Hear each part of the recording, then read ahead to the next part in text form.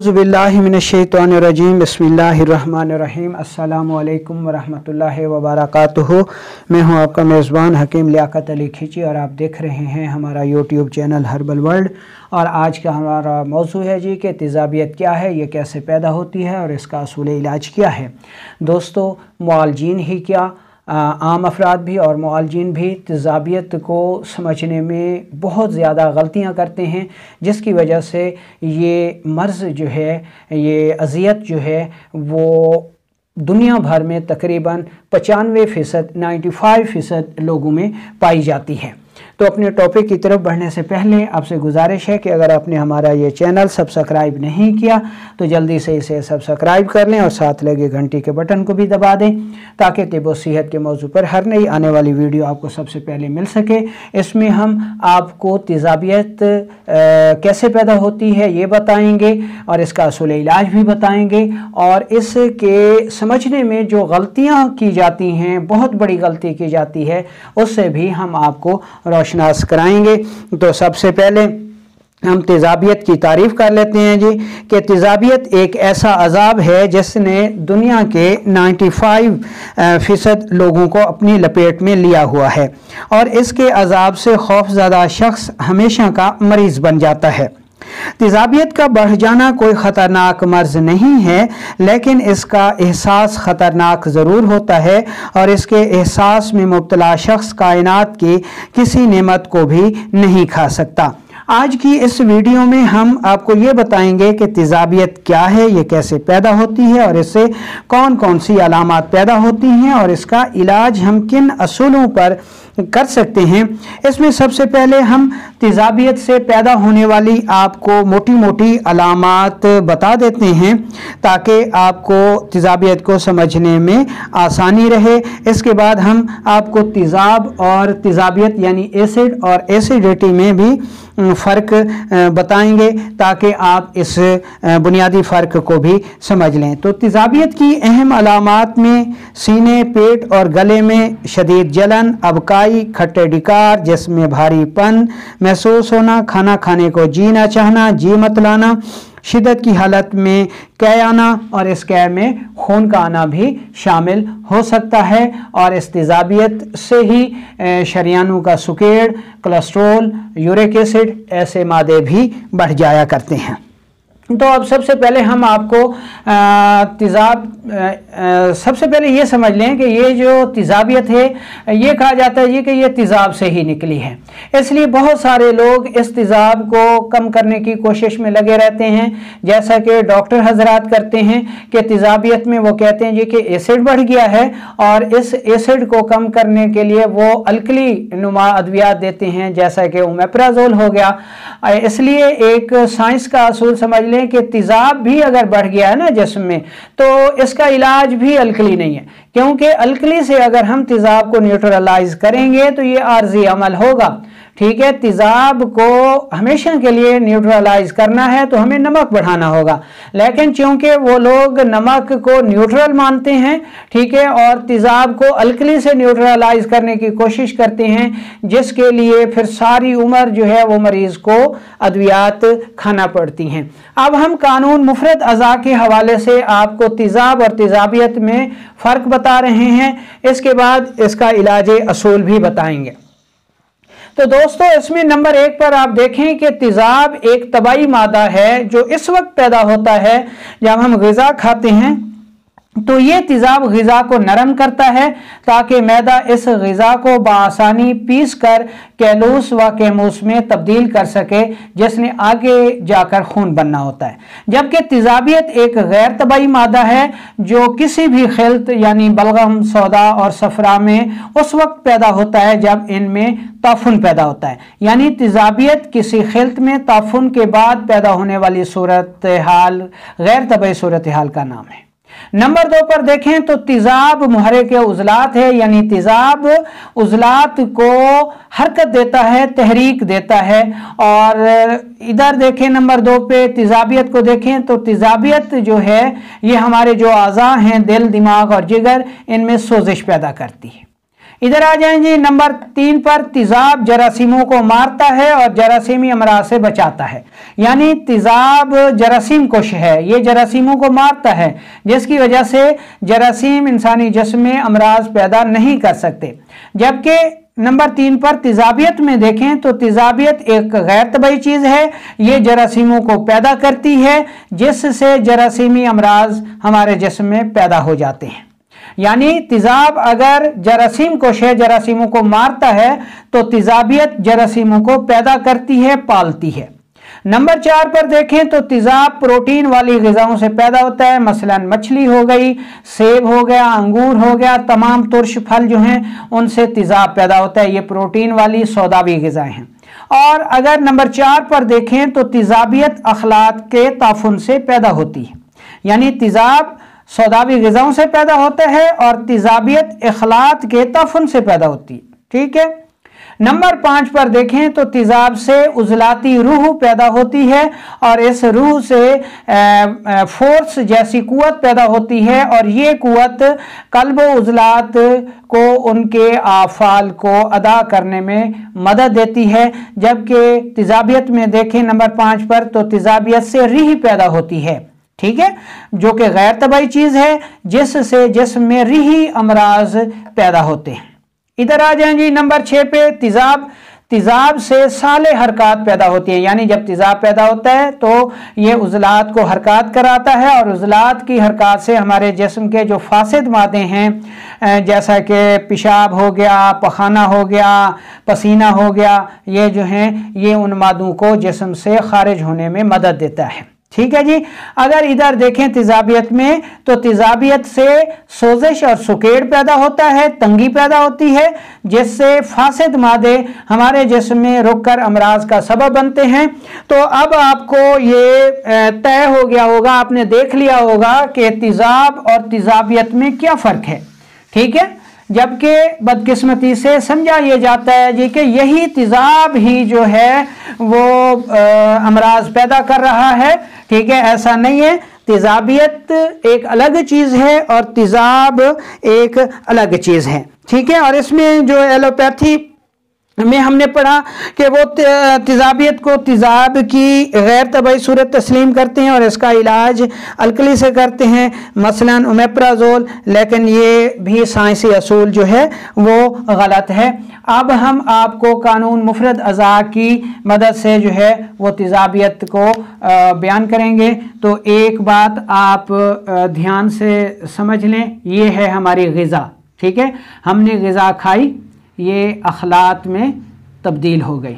ठीक है, अखलात फिर खून में बदल गए। ठीक है जी।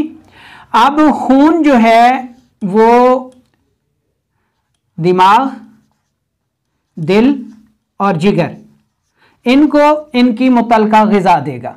यानी हमने ग़िज़ा खाई, ये अखलात में तब्दील हो गई, ये अखलात खून बन गए। खून ही वो मादा है जो दिमाग को उसकी खुराक खिलते बलगम फराहम करता है, दिल को उसकी खुराक खिलते सौदा फराहम करता है और जिगर को उसकी खुराक खिलते सफरा मुहैया करता है। ठीक है जी। यहाँ तक उम्मीद है कि आपको ये समझ में आ गया होगा। तो आगे चलते हैं। ये हो गई जी शरियान, ठीक है, जिसमें साफ खून है। ठीक है। और ये हो गए हमारे खुलियात, इनमें असाबी खुलियात भी हैं, उजलाती खुलियात भी हैं, गुदी खुलियात भी हैं, एपिथेलियल खुलियात हो गए। ठीक है जी। कनेक्टिव सेल्स भी हो गए। तो ये हमारे खुलियात हैं। ठीक है जी। इनको आप गौर से समझ लें। ठीक है जी। ये हमारे खुलियात हो गए। खुलियात कौन कौन से? आसाबी, उजलाती और गुदी। ठीक है। अब इनमें से जो भी उज़्वे-राइज़ या खुलियात खुराक की तलब करते हैं तो ये खून यहाँ से रतूबात का तरशे करता है, जिससे ये खुलियात जो अपनी खुराक को जज़ब कर लेते हैं। अब समझें कि अगर हमारी ग़िज़ा में यानी कार्बोहाइड्रेट्स, प्रोटीन, फैट्स या बलगमी ग़िज़ाएँ, सौदावी ग़िज़ाएँ या सफरावी ग़िज़ाएँ ज़्यादा हो जाती हैं तो खून में उस ग़िज़ा का मुतलका जुज़ भी ज़्यादा होगा। फ़र्ज़ करें कि हमने बलगमी ग़िज़ा ज़्यादा खाई तो यहाँ से बलगम ज़्यादा गिरी, ये जो असाबी खुलियात हैं उन्होंने अपनी ज़रूरत की जो ग़िज़ा थी वो हज़म चूस लिए से और बाकी को छोड़ दिया। जब ये अमल मुसलसल होता रहेगा तो यहाँ पर जो बलगमी रतूबात हैं ये रुकना शुरू हो जाएंगी। जब ये रुकेंगी तो इनमें तुरशी पैदा हो जाएगी, फिर इसमें ताफुन पैदा हो जाएगा और फिर इसमें तेज़ाबियत पैदा हो जाएगी। इसी तरह अगर हमारी ग़िज़ा में प्रोटीन या सौदावी ग़िज़ाएँ ज़्यादा हो जाती हैं तो हमारा जो खून है इसमें तुरशी ज़्यादा होगी, और जब तुरशी ज़्यादा होगी यानी सौदा ज़्यादा होगा तो ये सौदा जब यहाँ पे तरशे पाएगा तो हमारे जो उज़लाती खुलियात हैं ये अपनी ज़रूरत की ग़िज़ा लेंगे और बाकी सौदावी रतूबत को छोड़ देंगे। जब मुसलसल ये अमल होता रहेगा तो उज़लाती रतूबात जिनको हम सौदा कहते हैं वो ज़्यादा हो जाएंगी, रुकना शुरू हो जाएंगी और उनमें तेज़ाबियत पैदा हो जाएगी और अमराज पैदा हो जाएंगे।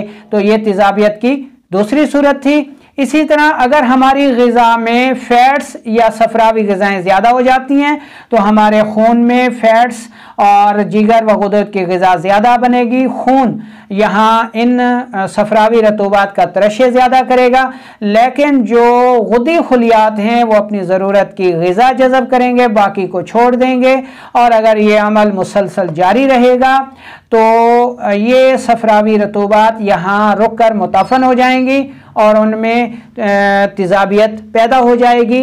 तो गोया ये जो तेज़ाबियत है ये किसी एक चीज़ का नाम नहीं है, बल्कि ये जिस भी खिलत में ताफुन पैदा हो जाएगा उसके नतीजे में तेज़ाबियत पैदा हो जाएगी। तो बुनियादी तौर पर हम तेज़ाबियत को 3 हिस्सों में तकसीम कर लेते हैं, यानी आसाबी तेज़ाबियत।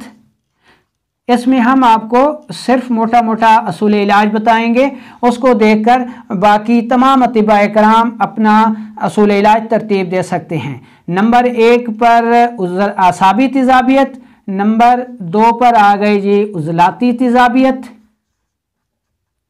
ठीक है, और नंबर 3 पर आ गई गुद्दी तेज़ाबियत, ठीक है। ये तेज़ाबियत उस वक्त पैदा होगी जब आसाबी रतूबात जिस्म रुकना शुरू हो जाएंगी तो उनमें जो तेज़ाबियत पैदा होगी वो आसाबी तेज़ाबियत होगी।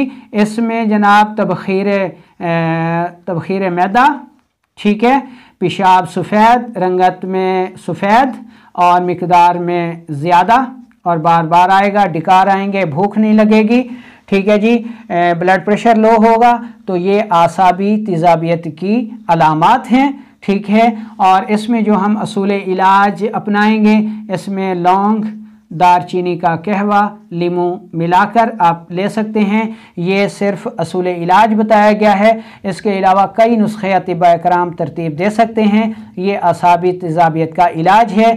इसी तरह उज़लाती तेज़ाबियत जो है, ठीक है जी, इसमें गैस होती है, इसमें कब्ज़ होती है और ये उज़लाती तेज़ाबियत तब पैदा होती है जब खिलते सौदा इंसानी जिस्म में रुक कर मुताफ़न हो जाती है तो उसमें तेज़ाबियत पैदा हो जाती है। इसमें पेशाब जो है वो कम आता है और सुर्खी माइल आता है, ठीक है जी, गैस कब्ज़ ये हो गई। और इसी सूरत में ही जो है कै बहुत ज़्यादा आती है और कै के साथ खून भी आ सकता है। तो इसके इलाज के लिए हम नमक देंगे मरीज़ को, यानी अजवैन देसी, ठीक है, पुदीना,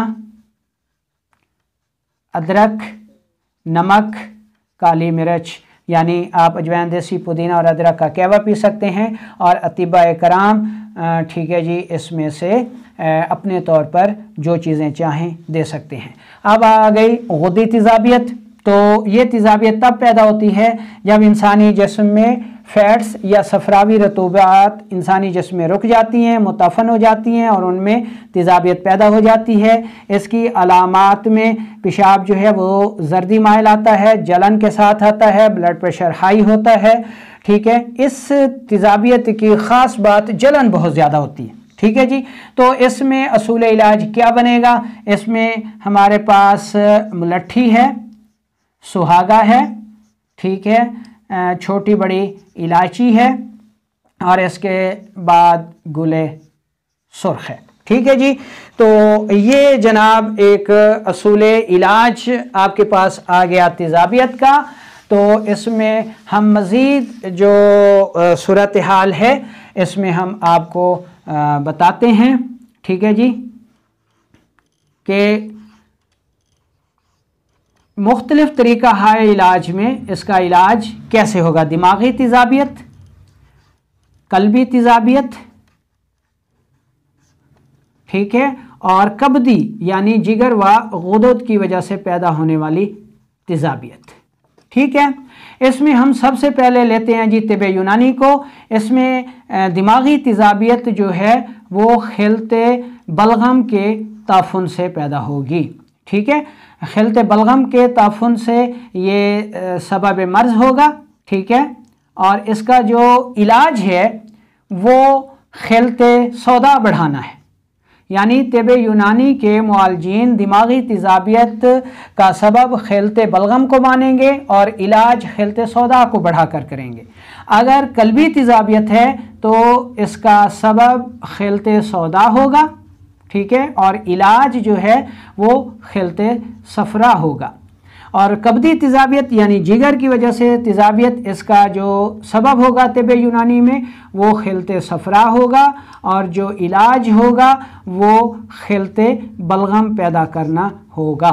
अगर आयुर्वेदिक को देखें तो दिमागी तेज़ाबियत का जो सबब है वो कफ दोष की ज़्यादती है और इसका जो इलाज है ये कफ सबब होगा और वात जो है वो इसका इलाज होगा। इसी तरह अगर कल्बी तेज़ाबियत है तो आयुर्वेदिक में इसका जो सबब है वो वात दोष की ज़्यादती है और इसका जो इलाज है वो है जनाब पित्त को बढ़ाना इसका इलाज है। इसी तरह अगर कब्दी तेज़ाबियत है आयुर्वेदिक में तो इसका जो सबब है वो होगा पित्त दोष इसका सबब होगा और इसका जो इलाज होगा वो होगा जनाब कफ, यानी कफ जो है वो इसका इलाज होगा। कानून मुफरद अज़ा को देखें तो इसका सबब आसाब की सोजिश है और इसका इलाज जो है वो उज़लात को तेज़ करना है। कल्बी तेज़ाबियत को देखें तो इसका सबब उज़लात की सोजिश है और जिगर को तेज़ करना है। और अगर कब्दी तेज़ाबियत को देखें तो इसका सबब जिगर की सोजिश है और इसका इलाज दिमाग यानी आसाब को तेज़ करना है। अगर एलोपैथिक की बात करें तो इसका दिमागी तेज़ाबियत का जो सबब है वो अल्कली की ज़्यादती है और इलाज जो है वो एसिड है। ठीक है, कल्बी तेज़ाबियत का जो सबब होगा एलोपैथी में वो एसिड होगा और इसका जो इलाज होगा वो नमक होगा, साल्ट होगा। ठीक है, इसी तरह कब्दी तेज़ाबियत का सबब एलोपैथिक में नमक होगा, साल्ट होगा और इसका जो इलाज होगा वो होगा जनाब अल्कली। ठीक है, ये एलोपैथिक की थ्योरी आ गई। तो इसमें जनाब आपने देखा कि हमने इसको मुख्तलिफ़ तरीक़ा इलाज में भी पढ़ा। यही सूरत हाल जो है वो होम्योपैथिक के मुआलजीन भी इसको देख सकते हैं कि दिमागी तेज़ाबियत में वो अगर देखें तो मोटा मोटा असूल जो है वो देखें कि इसमें आतिश की जहर इसका सबब होगा और बवासीरी जहर पैदा करना इसका इलाज होगा। कल्बी तेज़ाबियत का जो सबब होगा वो बवासीरी जहर होगा और इसका इलाज जो है वो सुज़ाकी जहर होगा। और कब्दी तेज़ाबियत का जो सबब होगा वो सुज़ाकी जहर होगा और इसका इलाज जो है वो आतिश की जहर पैदा करने वाली अद्वियात देना होंगी। तो मुख्तलिफ़ तरीक़ा इलाज के मुआलजीन भी इसको इस तरह से देख सकते हैं।